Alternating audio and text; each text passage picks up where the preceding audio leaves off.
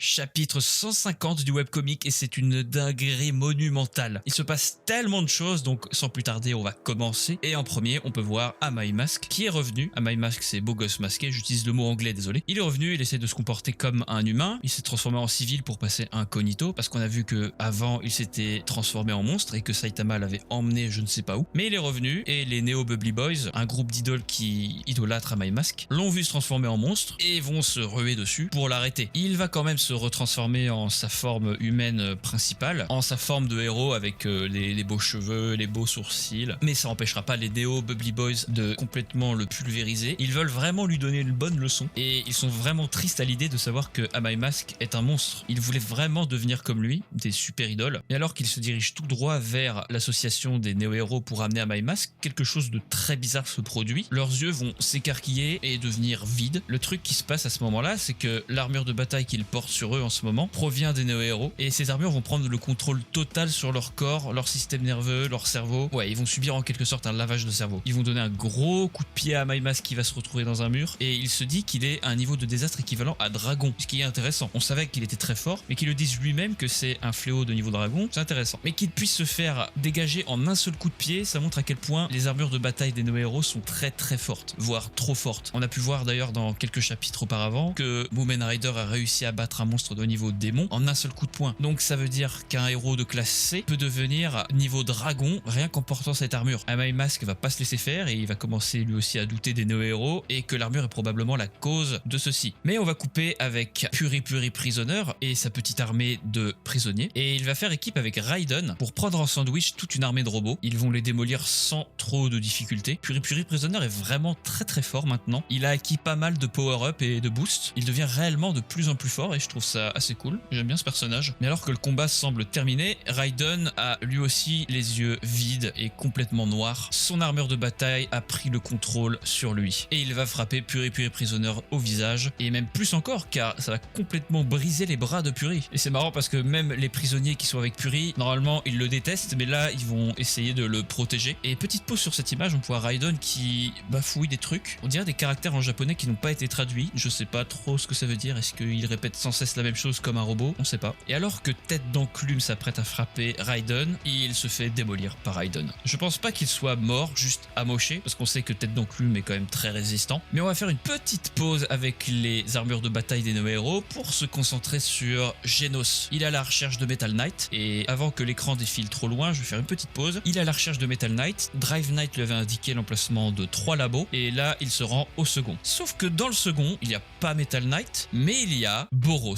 Oui, Boros, c'est pas une vanne. Boros est de retour et c'est incroyable. Petite pause ici encore, Genos dit une réaction d'énergie anormale, impossible d'estimer le niveau de désastre. Je sais pas si c'est une petite référence de One, mais il y a quelques années, on lui a posé la question de quel était le niveau de désastre de Boros. Et il a répondu dragon ou supérieur. Donc le fait que Genos n'arrive pas à déterminer son niveau de désastre, ça veut sûrement dire qu'il est au-dessus de dragon. Peut-être un petit clin d'œil de One. Et regardez-moi cette page, mon dieu, Boros est de retour, il est quasiment complètement régénéré. Mais Genos dit que son activité cérébrale est complètement stoppée. Est-ce que c'est un être dépourvu de volonté qui servira uniquement à se battre? Un être pathétique qui a pour seul objectif dans la vie de combattre, tout comme moi? Alors qu'il s'apprête à détruire Boros avec une incinération, le système de défense s'active et 2 Metal Knights vont faire leur apparition derrière Genos. Les Metal Knights sont de niveau dragon. En vrai, ils ont pas l'air si forts que ça parce qu'ils n'ont pas réussi à égratigner la météorite et Elder Centipede. Donc on peut vraiment douter de leur véritable efficacité. Genos va se protéger de leur attaque grâce à un champ de force. Très étonné de voir Genos avec cette habilité, c'est quand même pas rien d'avoir un bouclier. Il va passer au travers des 2 Metal Knights et va one-shot les 2. Genos est vraiment devenu méga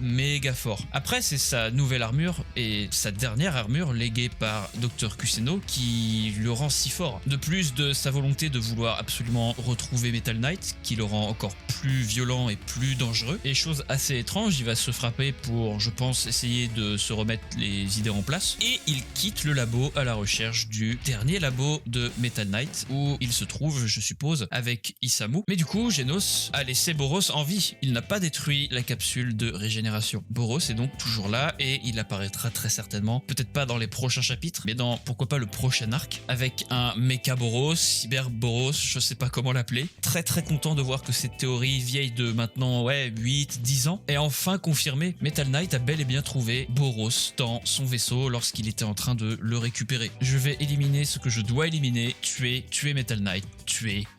Vraiment très en colère notre Genos. Et on termine le chapitre par tout d'abord Axel, qui est le leader d'un groupe appelé les chasseurs. Il fait l'appel de son groupe, mais quelque chose cloche. Ils ne répondent pas du tout simplement parce que eux aussi se sont fait contrôler par leurs armures de bataille. Il le dit lui-même, vos armures font des bruits très étranges, vous devrez probablement les enlever. Ils vont se mettre à attaquer Axel, qui se pose la question de est-ce que leurs armures ont pris contrôle de leur système nerveux ou un truc du genre? Est-ce que les néo-héros ont planifié ça depuis le début? Mais lui n'est pas affecté par le contrôle cérébral, sûrement parce qu'il a modifié son armure auparavant et ça ne l'affecte pas. Ça m'aurait fait un peu chier que Axel devienne méchant, j'aime bien ce perso même si on l'a pas vu beaucoup. Et pour finir le chapitre, on retrouve Blue, le fils de Blast, qui affrontait les robots pendant plusieurs chapitres maintenant, il arrivait au bout de ses forces, mais il faut savoir que lui aussi a une armure de bataille des néo-héros. Il va se rendre dans la ville voisine où une pluie de robots tombe du ciel et il n'arrive pas à déterminer qu'est-ce qui cause cette pluie de robots, il n'arrive pas à voir. Est-ce que c'est au-dessus, en dessous, devant lui, il sait pas. Et alors qu'il plonge la tête la première dans les robots, il aperçoit un point qui nous est très familier puisqu'il s'agit du point de Saitama. Saitama est là lui aussi à détruire tous les robots et Blue arrive tête la première dedans. Qu'est-ce qui va se passer? Eh ben Saitama va se rendre compte que merde, c'est pas un robot, c'est un humain. Il va dévier son coup au dernier moment, mais ça va pas suffire. Il va quand même rentrer de plein fouet dans Blue et va le propulser au sol de manière très violente. Et pour cette dernière page, on peut voir Blue complètement KO au sol avec son armure de bataille qui semble défaillante. On peut voir des petits éclairs tout autour. Alors qu'est-ce que ça veut dire? Est-ce que l'armure de Blue est détruite et donc il ne subira pas le contrôle mental? Ou bien est-ce qu'il va quand même se faire posséder entre guillemets par son armure et on va avoir droit à Blue versus Saitama au prochain chapitre? Pourquoi pas? Même si Blue n'a aucune chance contre Saitama évidemment, ça peut être intéressant et ça pourrait être un bon moment pour que Blast se pointe. Pour rappel, dans le webcomic on n'a pas vu une seule fois Blast. Mais bon, affaire à suivre. One nous régale toujours autant. J'espère qu'on en apprendra plus sur ces fameuses armures de bataille. On suppose que c'est l'organisation qui a procuré ces armures aux néo-héros afin de récolter des données, c'est le but premier de l'organisation. Les néo-héros se font passer pour des gentils en sauvant les habitants, mais le vrai but derrière c'est de récolter un max de données sur des personnes super fortes comme Blue, Raiden, Axel, afin que l'organisation s'agrandisse et devienne de plus en plus forte en créant des machine god encore plus redoutables que ce qu'on a vu jusqu'à présent. Merci d'avoir regardé ce chapitre avec moi, c'est vraiment un très bon chapitre, One nous régale. Le webcomic en français n'existe pas à ma connaissance, du moins les nouveaux chapitres ne sont pas traduits, donc c'est une occasion pour moi de vous proposer les vidéos du webcomic. Et le webcomic est encore plus important que le manga puisque c'est littéralement la suite de la série qu'on attend depuis plusieurs années maintenant. Ceux qui veulent pas le lire, je comprends tout à fait, mais pour moi c'est juste pas possible de passer à côté de chapitres comme ça. Allez, sur ce,